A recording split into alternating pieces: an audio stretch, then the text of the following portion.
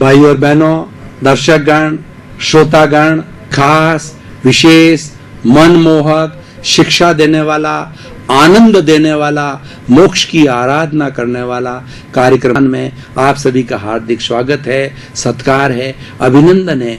ये एक ऐसा विशेष कार्यक्रम है जो कि अन्य कार्यक्रम से हट करके है।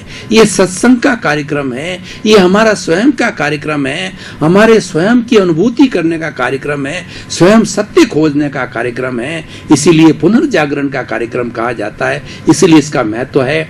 और प्रतिदिन ऐसे ऐसे नए विषयों पर हम सत्संग करते हैं जो कि हमारे जीवन को छूने वाले हैं, हमारे हृदय को छूने वाले हैं। इसी क्रम में आज हम एक नया विषय लेकर के आपके सामने उपस्थित हुए हैं। वो विषय है प्राणायाम द्वारा स्वास्थ्य। ये हमारे स्वास्थ्य से जुड़ा हुआ विषय है।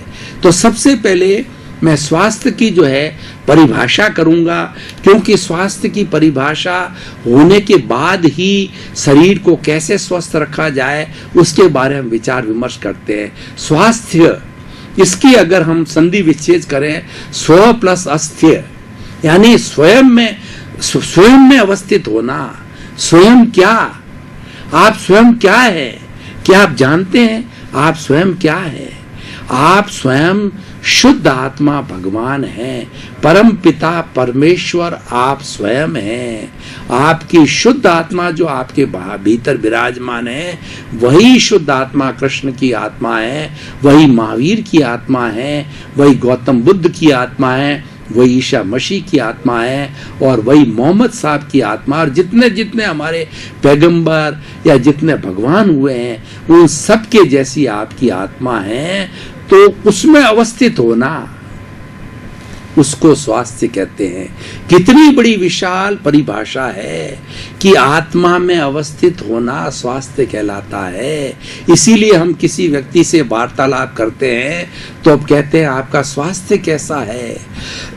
इसका मतलब है कि क्या आप स्व में अवस्थित रहते हो, क्या आपका जो मूल अस्तित्व है उसका ध्यान देते हो, आप कभी भीतर के जगत में जाते हो, अपनी आत्मा का निरीक्षण, आत्मा का परीक्षण, आत्मा का रियलाइजेशन करते हो कि नहीं करते हो। यही सबसे बड़ा स्वास्थ्य की सबसे बड़ी संपूर्ण परिभाषा है।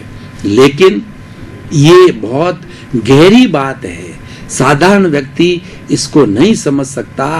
तो हमारी आज वर्ल्ड हेल्थ ऑर्गेनाइजेशन पूरे विश्व का स्वास्थ्य का एक ऑर्गेनाइजेशन बड़ा हुआ है, जिसको वर्ल्ड हेल्थ ऑर्गेनाइजेशन कहते हैं, WHO। उन्होंने स्वास्थ्य की परिभाषा दी है कि पूर्ण स्वस्थ व्यक्ति वह है जिसके पांचों तरह के स्वास्थ्य जो है जिसके अंदर समाहित है, और पांचों तरह के स्वास्थ्य का वो पाने वाला है और उन स्वास्थ्य को उसने पा लिया है। वो कौन कौन से स्वास्थ्य हैं?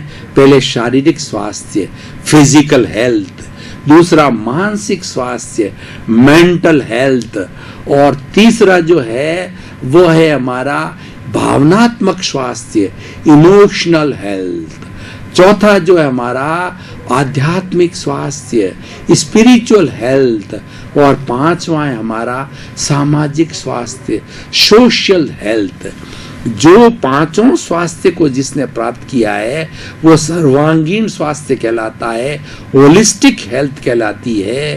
तो इन पांचों स्वास्थ्य को पाना हमारा लक्ष्य है, और उस स्वास्थ्य को पाकर के हम पूर्ण रूप से स्वस्थ रह सकते हैं। अब उसमें से हम आज खाली एक विषय पर बात कर रहे हैं, जो अष्टांग योग है, जो पतंजलि का अष्टांग योग है। उसके अंदर 8 जो है भाग बताए गए हैं। वो है यम, नियम, आसन, प्राणायाम, प्रत्याहार, धारणा, ध्यान और समाधि। आज उसमें से हम मात्र एक प्राणायाम के द्वारा बात करेंगे कि प्राणायाम के माध्यम से हम कैसे स्वस्थ रह सकते हैं। शारीरिक स्वास्थ्य, मानसिक स्वास्थ्य और सभी तरह के जो स्वास्थ्य मैंने बताए हैं, ये एक दूसरे के पूरक हैं, एक दूसरे के विरोधी नहीं है। शारीरिक स्वास्थ्य से मानसिक स्वास्थ्य अपने आप ठीक होगा, और मानसिक स्वास्थ्य ठीक होता है तो ये सभी आपस में ठीक रहते हैं। और हमारा पहला स्वास्थ्य अगर शारीरिक स्वास्थ्य गड़बड़ा जाता है, शरीर के अंदर कोई तरह की पीड़ा है, तो हमारा ध्यान सबसे पहले वहां जाएगा, मन में अशांति हो जाएगी, हमारी भावना क्रोध मान माया, क्रोध आने लग जाएगा, क्रोध मान माया लोभ जो है आना लग जाएगा, और हमारी जो आत्मा की जो धार्मिक बात है हम भूल जाएंगे, और उससे हमारा सोशल यानी हमारे संपर्क में आने वाले हमारा परिवार सबसे पहले संपर्क में आएंगे, उसके साथ जो है हमारा व्यवहार भी चिड़चिड़ा हो जाएगा। इसीलिए हम प्राणायाम के द्वारा अपने स्वास्थ्य को कैसे ठीक रख सकते हैं, वो आज हम इस विषय में चर्चा करेंगे। प्राणायाम, प्राण प्लस याम मतलब अपने प्राण को नियंत्रित रखने वाला, संतुलित करने वाला जो है प्राणायाम कहलाता है। प्राण, प्राण हमारी आत्मा की शक्ति को प्राण कहते हैं। पुद्गुलों की शक्ति को पर्याप्ति कहा जाता है। प्राण 10 तरह के होते हैं। 5 हमारी इंद्रियां, स्पर्शन रसन घ्राण चक्षु श्रोत्राणी इंद्रियानी, ये 5 प्राण हो गए। दूसरा मनोबल, वचन बल, काया बल 5 और 3 8, श्वासोश्वास प्राण 9, और दूसरा आयुष्य प्राण। ये 10 तरीके के प्राण होते हैं। इन सारे प्राणों को हम कैसे संतुलित रख सकते हैं, कैसे व्यवस्थित रख सकते हैं, उसके लिए हमें क्या करना चाहिए, उसकी आज हम चर्चा करेंगे। तो हम प्राणायाम के द्वारा स्वास्थ्य रखने के पहले हमें अपनी प्राण वायु पर ध्यान देना पड़ेगा। इस सारे जगत के अंदर बहुत सी तरह की गैसें फैली हुई है। ऑक्सीजन है, हाइड्रोजन है, हीलियम है, नाइट्रोजन है, और भी छोटी मोटी कार्बन डाइऑक्साइड सबसे अधिक मात्रा के अंदर है। ये कार्बन डाइऑक्साइड आज इस पूरे चराचर जगत में ज्यादा होने के कारण प्रदूषण फैल रहा है।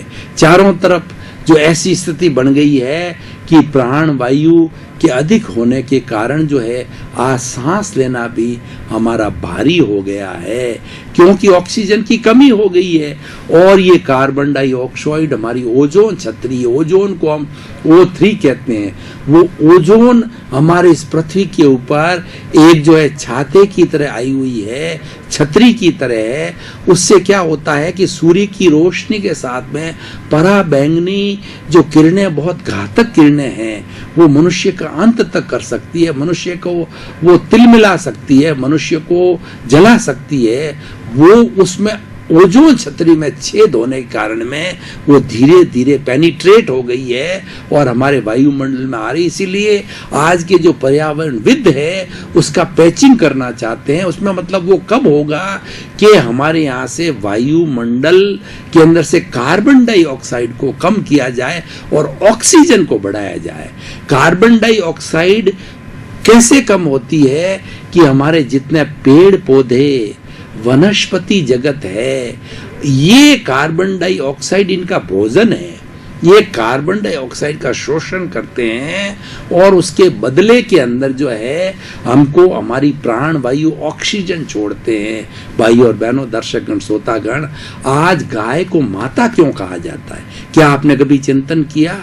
गाय घास फूस खाती है और घास फूस खा करके इसमें 33 करोड़ देवी देवताओं का निवास कहा जाता है, क्योंकि गाय एक ऐसी माँ है जिसके शरीर का कोई भी अंग है, हर अंग कामयाब होता है। छोटा छोटा सींग से लगाकर सब उसका जो मल मूत्र, जो उसका जो गोबर है, वह भी हमारे धार्मिक कार्यों के अंदर गोबर मूत्र के द्वारा, मूत्र के छांटे लगा करके जगह को पवित्र किया जाता है और गोबर के द्वारा हमारा पूजन स्टार्ट होता है। हमारी जारी वैदिक क्रिया यज्ञ होता है, उसका यज्ञ का जितना भी जो बनाया जाता है स्थान है वो गोबर के द्वारा बताया जाता है। अब देखिए कितनी बड़ी बात है कि जो घास फूस खा करके और इतनी बड़ी चीज देती जो पूजनीय होती, इसीलिए इसको गाय को माता कहा जाता। भारतीय संस्कृति में 33 करोड़ देवी देवताओं का निवास ये है कि इसकी कोई भी चीज अशुद्ध नहीं है। और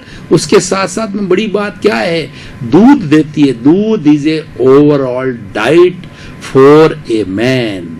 तो ओवरऑल डाइट देती है। दूध से घी बनता है, मट्ठा बनता है, और उसके साथ में छाछ बनती है, और कितनी मिठाइयाँ बनती है, घी बनता है। मतलब दूध एक ऐसी चीज है, इसका रूपांतरण होकर के अनेकों अनेकों सैकड़ों सैकड़ों तरह की मिठाइयाँ, सैकड़ों चीजें बनाई जाती है और हमारे शरीर को पोषित करती, बलवान बनाती है। तो इसलिए ये संदर्भ क्यों बीच में मैंने कहा कि हमारी प्राण वायु जो है ना, ऑक्सीजन जो है, ऑक्सीजन के अंदर ये सारी चीजें उसको सप्लीमेंट करती है।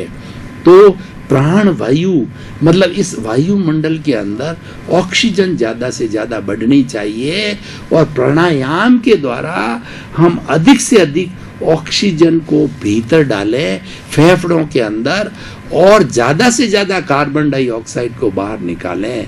हमारा जो शरीर के अंदर ब्लड सर्कुलेशन होता है, एक एक कोशिका तक 60 खरब कोशिकाओं तक जो है हमारा ब्लड जाता है, और ये ब्लड मनुष्य के शरीर के अंदर प्रतिदिन 1 लाख किलोमीटर तक मूवमेंट करता है। और इसके लिए, इसके शुद्धिकरण के लिए प्राण वायु की आवश्यकता होगी। उसके लिए हम प्राणायाम करना पड़ेगा। प्राणवायु भीतर ज्यादा कब जाएगी, वो प्राणायाम के द्वारा जाएगी। तो उसके बारे में आज का विषय हम बताना चाहेंगे। तो हम ये लाभ बता रहे हैं प्राणायाम के कि जब वो ऑक्सीजन जो है हमारे इस ब्लड के साथ मिलती है, तो ब्लड के अंदर कार्बन डाइऑक्साइड को हटा करके ऑक्सीजन आ जाती है और शुद्धिकरण हो जाता है।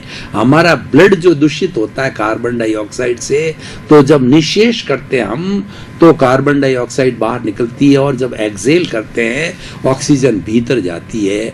तो प्राणायाम के द्वारा ऑक्सीजन को ज्यादा मात्रा में भीतर लेना, कार्बन डाइऑक्साइड को मात्रा के अंदर निकालना। तो इसके लिए हम सबसे पहले ये देखें हम क्या करना चाहिए कि हम प्राणायाम के माध्यम से हमें जो कपालभाति करते हैं। कपालभाति क्या की जाती है कि जैसे मैं आपको करके बताता हूँ।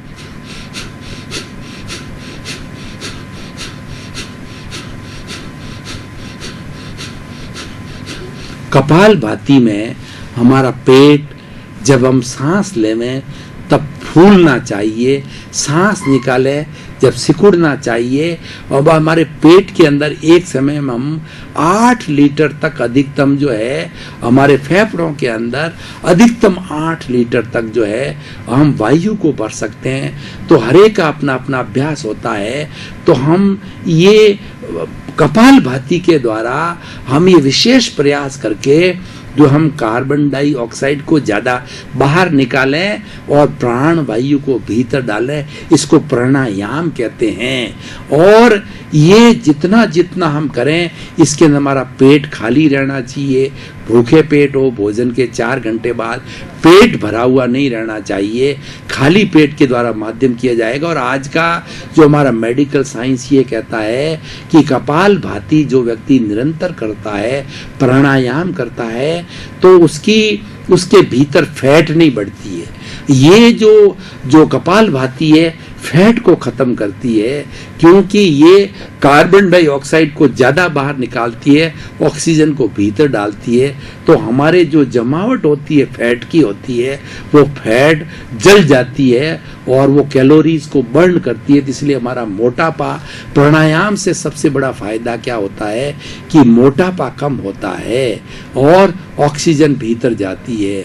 और दूसरी इसकी विधि जो है वो भस्त्रिका में क्या है, जैसे धौंकनी होती है, लोहार की धौंकनी, वो जल्दी वायु भरती है और जल्दी वायु छोड़ करके और लोहे को गलाती है, लोहे को गर्म करती है, उसको भस्त्रिका करते हैं। मैं थोड़ा सा आपको उदाहरण करके बताता हूँ।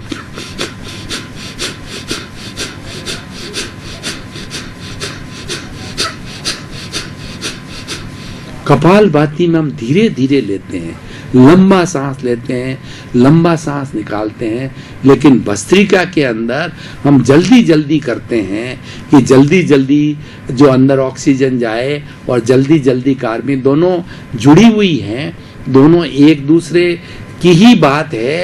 एक के अंदर थोड़ा जल्दी किया जाता है, एक में धीरे धीरे किया जाता है। तो ये एक प्राणायाम के घटक है। अब क्या है कि हम अनुलोम विलोम भी होता है, जैसे कि एक तरफ से ऑक्सीजन को लिया, दूसरी तरफ से बाहर निकाला। मैं करके बता रहा हूं।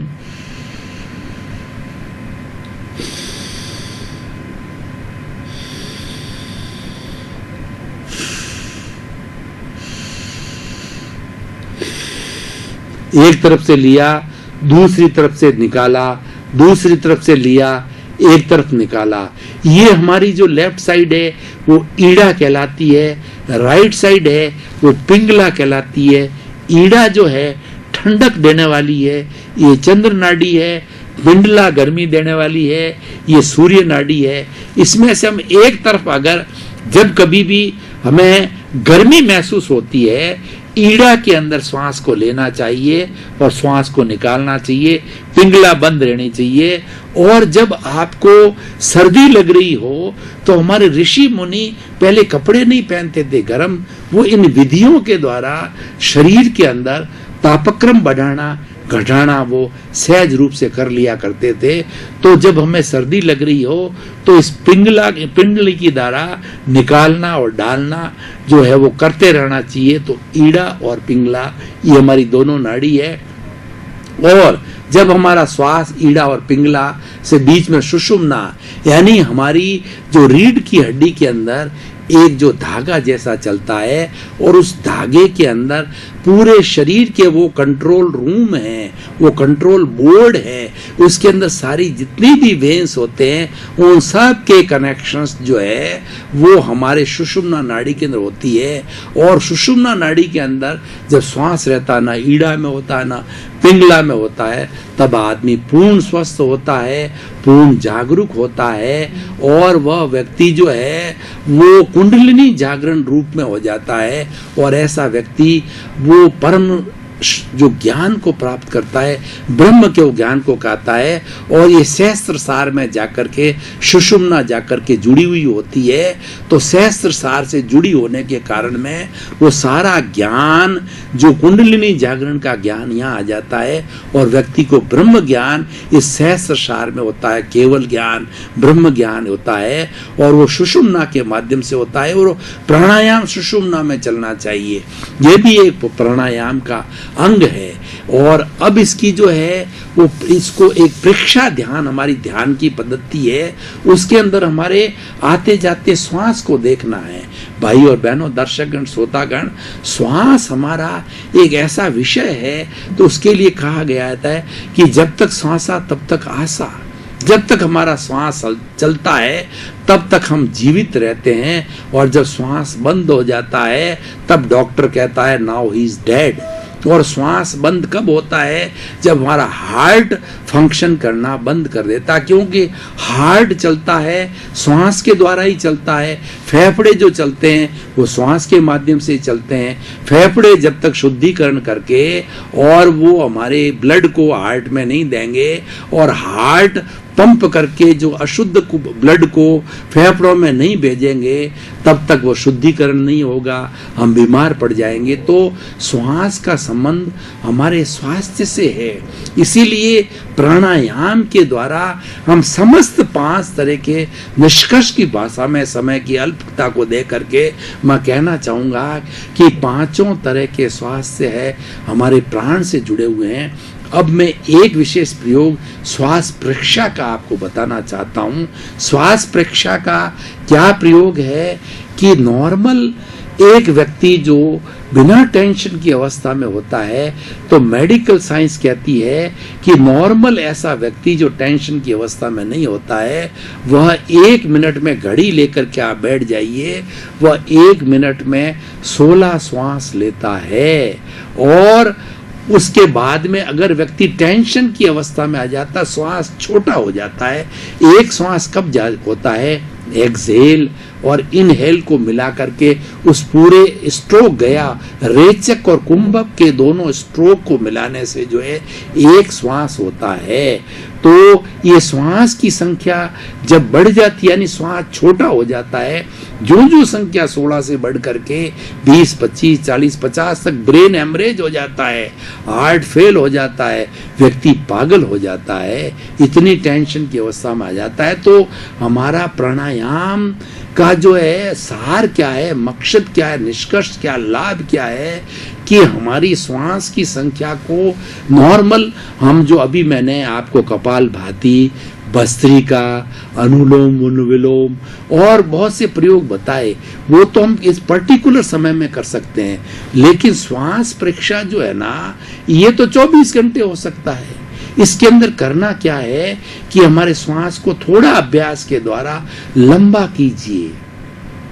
अभ्यास के द्वारा बिना जोर लगाए श्वास को 10%, 20%, 25% उसको लंबा किया, लंबाई लिया और लंबाई डाला, और ये 10 दिन, 15 दिन, महीना, 2 महीना जो अभ्यास करेंगे तो हमारा श्वास लंबाई आएगा और लंबाई जाएगा। और आप घड़ी लेकर के बैठोगे, आप नाप करोगे ऐसा, 16 से वो सांस घट करके 14, 12, 10 और 8।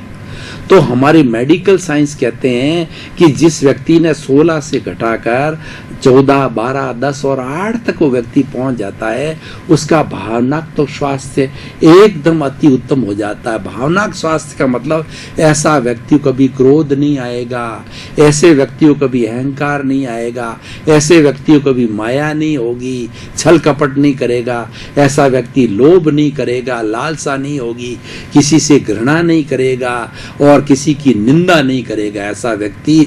और फिजिकल हेल्थ तो ऑटोमेटिकली ठीक हो जाती है, क्योंकि सारे हेल्थ का संबंध हमारे ब्लड सर्कुलेशन से। ब्लड कैसा?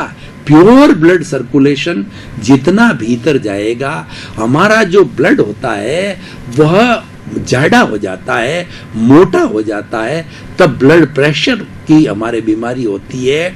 और ब्लड प्रेशर होने से हमारी जो धमनियां और सिराएं हैं, वो नर्व जो है वो उसको ले नहीं पाती, वो चोक हो जाती है, वो पिचक जाती है, और जो हमारा ब्लड प्रेशर जो है बढ़ना चालू हो जाता है। लेकिन शुद्ध खून जाता है, प्राणायाम करने वाला व्यक्ति होता है, रेगुलर करता है, लंबा श्वास देता है, श्वास परीक्षा करता है, श्वास की संख्या को घटाता है, उसको कभी भी जो है हार्ट की बीमारी, लंग्स की बीमारी और हमारे गुर्दे की बीमारी कभी नहीं होती है। भाई और बहनों, दर्शकगण, श्रोतागण, आपका बहुत बहुत धन्यवाद, आपके प्रति कृतज्ञता कि आप प्रतिदिन अच्छे अच्छे विचार सुनने के लिए, सत्संग करने के लिए हाजिर होते हैं। उससे हमारे विचार निर्मल होते हैं, हमारा आचार निर्मल होता है, हम एक अच्छे इंसान बनते हैं। अच्छा इंसान बनाना ही कार्यक्रम का उद्देश्य है। जगत का कल्याण हो और सर्वे भवन्तु सुखिनः, सर्वे भवन्तु निरामया, ये पुनर्जागरण का कार्यक्रम इसीलिए है, आपका जीवन मंगलमय हो, आनंदमय हो, सुखी हो, शांत हो, मर्यादित हो। आपके प्रति मंगल भावना, शुभकामनाएं।